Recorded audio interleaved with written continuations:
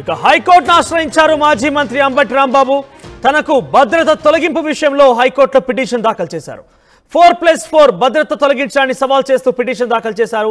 తనకు ప్రాణహాని ఉందని భద్రత కొనసాగించేలా ఆదేశాలు ఇవ్వాలని కూడా పిటిషన్ దాఖలు చేశారు అంబటి రాంబాబు. ఇక ఈ పిటిషన్ పై విచారణ జరుపుతున్న కోర్టు ఈ నెల 10కి వాయిదా వేయడం జరిగింది.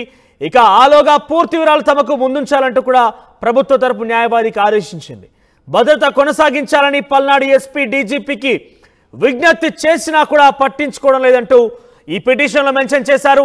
ఇక గుంటూరులో ఉంటున్న మీరు పల్నాడు ఎస్పీకి ఎందుకు ఫిర్యాదు చేశారు, ఎందుకు ఆయన్ని కోరారంటూ కూడా జడ్జ్ అడిగిన ప్రశ్నకు సంబంధించి అంబటి రాంబాబు తరపు న్యాయవాది సత్తెనపల్లి నియోజకవర్గం పల్నాడు జిల్లాలో ఉందని చెప్పి కూడా ఆయన చెప్పడం జరిగింది. ఇందులో భాగంగా అందుకే నేను పల్నాడు జిల్లా ఎస్పీకి ఈ యొక్క విషయాన్ని విన్నవించుకున్నానంటూ కూడా ఆయన చెప్పడం జరిగింది.